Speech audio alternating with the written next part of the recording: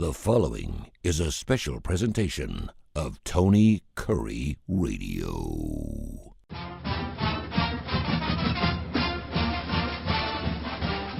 Welcome back to UAB Director's Chair, the athletic director of your UAB Blazers. He is Mark Ingram. He joins us every single week. Show you can hear 5 days a week here on the TKR app, and of course, all now on Audacity. We are all over the place. Wherever you get your favorite podcast, you can hear us live wherever you go. You can certainly hear this show. We have thousands of listeners slash viewers every single week. Mark, how you doing, brother? Everything good? All good, man. I'm excellent. Thank you. How are you? How was the bye week? The week you'd had off there. That's going to be kind of a little nice there, huh? Yeah, it was good, and it was good timing. Played 4 games. It's, one third the way through the season. We're going to have another one here in about a month. So I think our bye weeks are well timed, which is nice. It's funny. I told my neighbor and I were talking about bye weeks, I guess, the other day, and I said, man, what people don't appreciate is like if I just walked up to you and I just punched you as hard as I could in the arm, Mm-hmm. that would hurt, Yeah, right? It sure. would hurt anybody, hurt me, hurt you, and that would be abnormal. But in a football game, in any given play, particularly if you play on either side of the line or a linebacker or a running back, these guys are being punched in the arm, sort of that equivalent, Mm-hmm. constantly, Oh yeah. to the point where they become desensitized to it and they don't really feel it. Yeah. Okay, because it's just becomes normal. Okay, but they're still people, so they still bruise and they still later after the game when the adrenaline rush is moved on, they hurt. Yep. And so the ability to sort of kind of get back to neutral with your body is good. And, being tackled and landing on the ground and all that kind of stuff and being hit and your neck going one way, that's all stuff that, you'd like to feel better. So anyway, the ability to sort of recover is nice. And of course, prepare for your upcoming opponent for an extra week is also beneficial. So that's good. Yep. Kitna having a great year. Of course, ranks fifth right now in passing yards per ball game. I think it's like 314. He's thrown for over 300 yards almost every game. It's really interesting too. We are looking at the Navy numbers because obviously Navy runs this triple option. Now you're going to another armed forces in the Army who kind of do the same thing, and obviously we know how hard that is. What do Yeah. you think that we have learned? What could we have learned from one? Yeah, let me ask you this: are there different types of triple option? Like is a Well, triple option a triple option? Is a triple option, or how's it play out? I mean, in some ways, yes, but it's the hard thing about the triple is preparing for it. Yep. Meaning, if you want to run it properly in practice, that means you've got to have people like crawling on the ground and diving at your legs and this kind of thing. That's what the academies have historically done to make that work. They're just trying, they don't have to like stop the opponent. They just got to slow them down long enough to create a seam and a gap. And so if I can, just bear crawl and people go, what are you talking about? Well, sometimes their guards will like bear crawl towards just Mhm. in a direction and just be like a log laying on the ground that you gotta, kind of stumble over or whatever. Well, preparing for that in practice is a great way to get people hurt. Yeah. It's a great way to get your starting defensive tackle, hurt his ankle or his knee or something, and then not play at all. So doing it in a way, and so at the same time, you're trying to do it fast enough that it simulates real game, right? So how do you simulate real game without getting anybody hurt? So that's part of what's difficult. And then so few people run it, it's just not the normal, typical stuff. What they are all excellent at is sort of lulling you to sleep with this triple option to the right, triple option to the left, to the left, to the right, to the right, to the right, to the left, whatever up the middle, hand it off. They fake this dive, they run down and they pitch or they keep.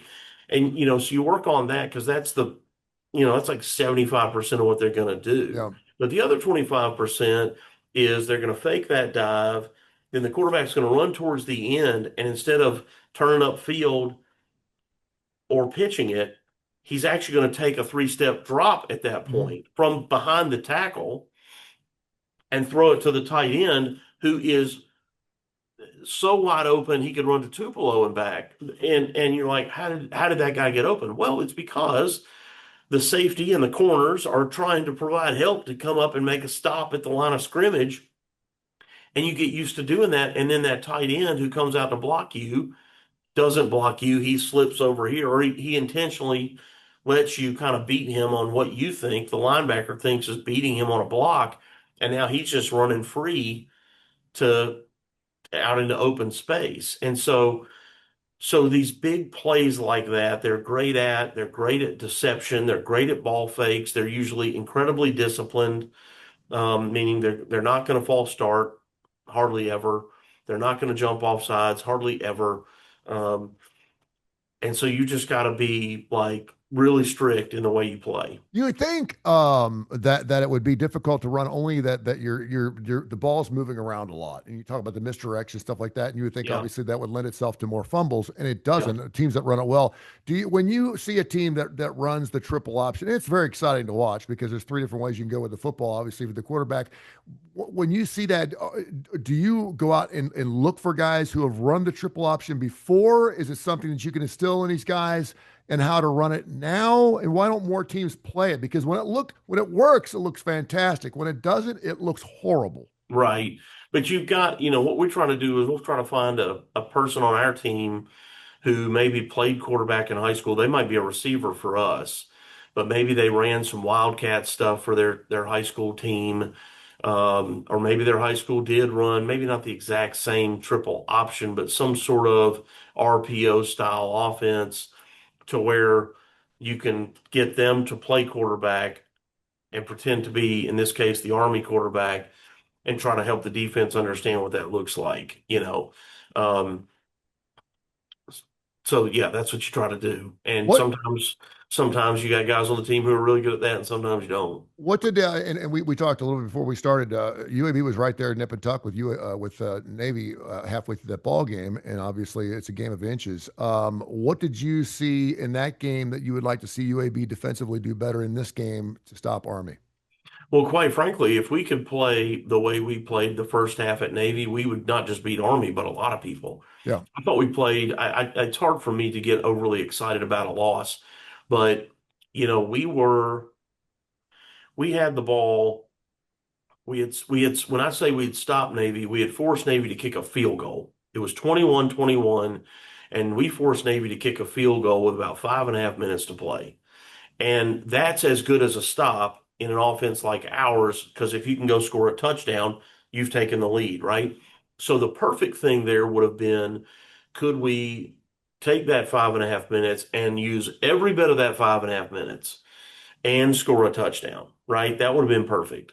Well, we got half of that. We used all that time and we kicked a field goal to tie. Yeah. So that was an opportunity that we missed on the offensive side. That's not the defense. It was an offensive, kind of toe stumping. And then we got the ball to start the second half. So again, even though we tied, that's good. Had we taken the lead and gone up 4 at half, and then come out and scored another touchdown and been up Yeah. 11, Yeah. now you've positioned Navy in a place that they don't want to be. They don't want Yep. to play catch up football. They want to be ahead by 4, and then they're going to take 35 seconds off the clock, every single snap. Yep. And they just start wearing you down and that you don't get the ball back. And so anyway, we got the ball to start the second half. We drove down, and instead of scoring a touchdown, we kick a field goal, which we missed. Hmm.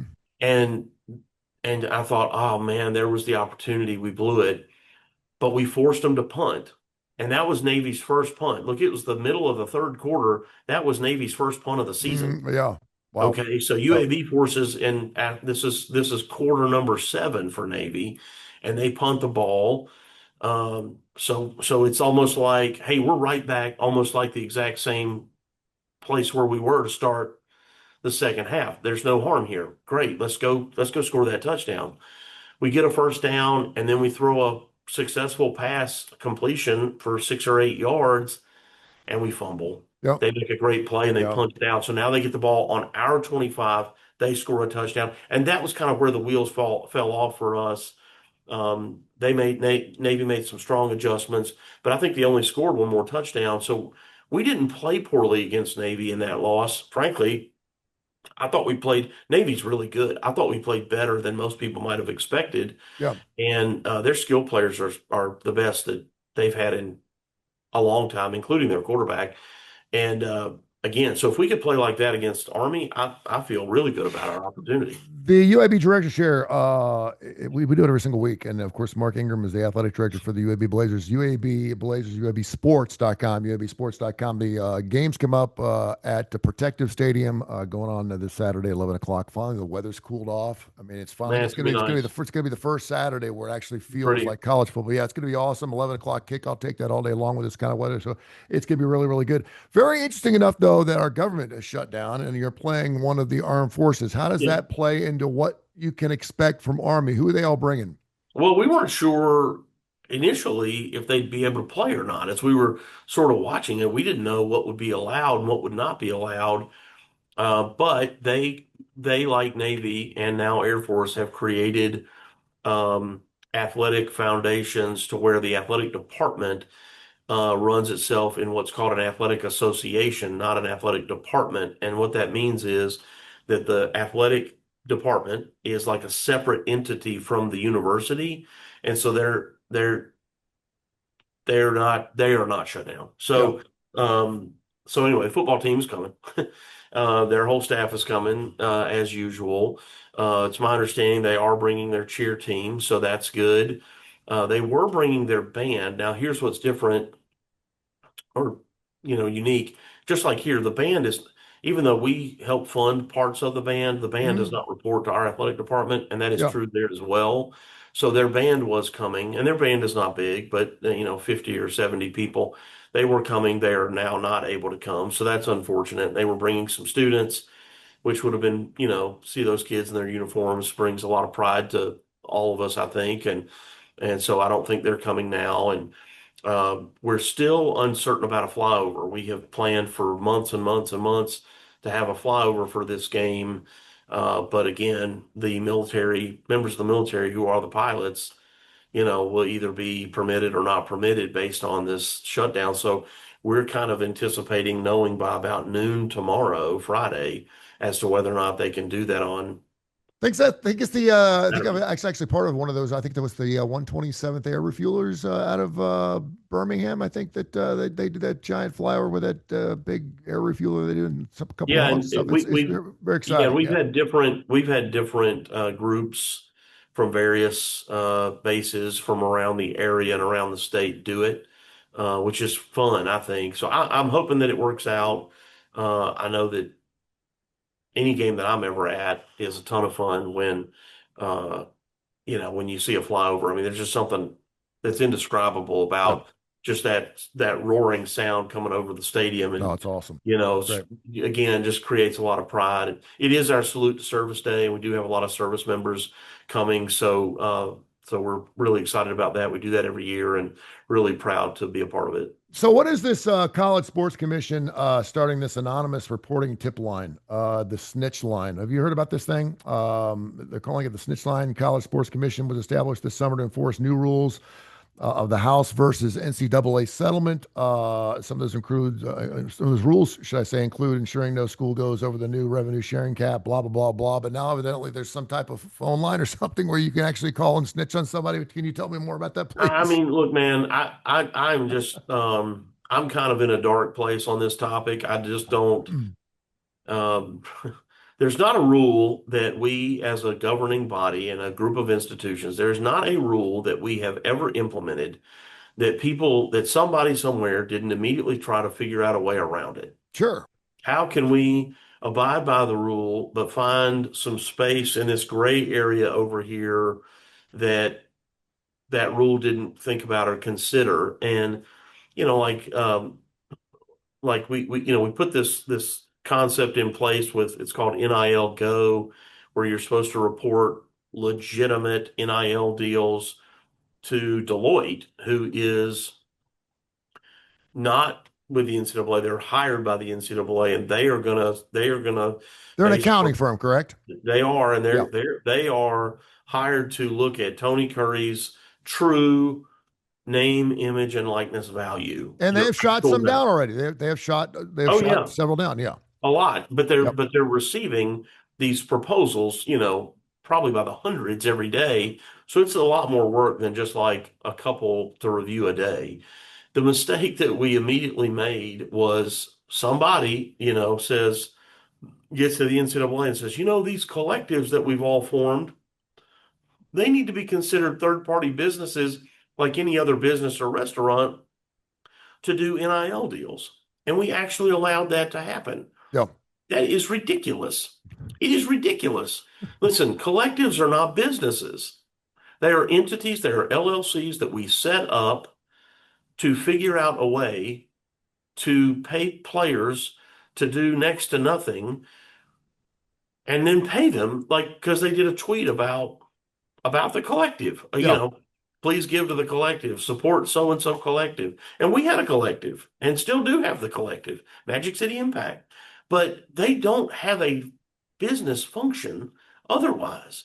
And so by allowing them to continue to pay is a complete reversal of all the work that's been done to create the revenue sharing model to pay them through revenue sharing from the departments and try to eliminate these bogus, obscene payments.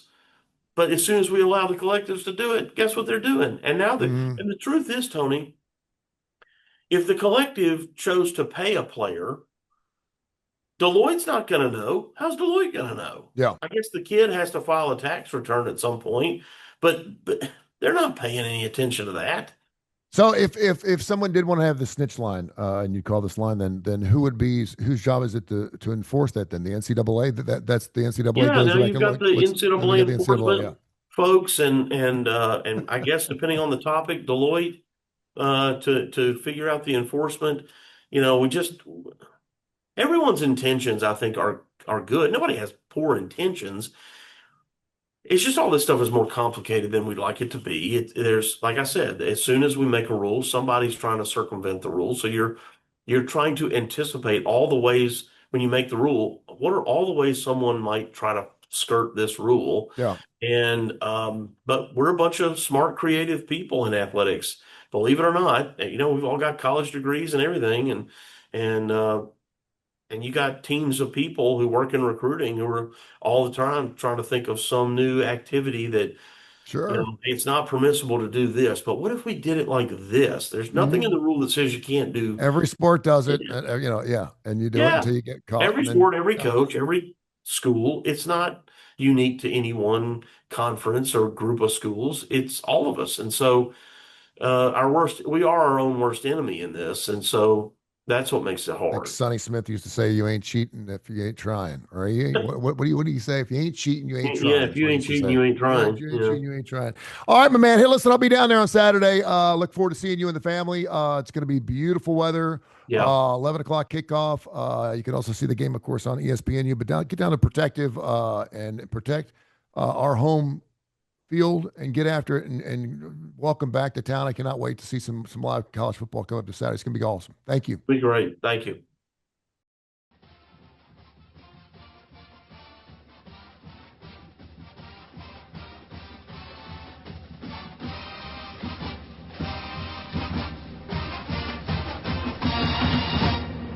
This has been a special presentation of Tony Curry Radio.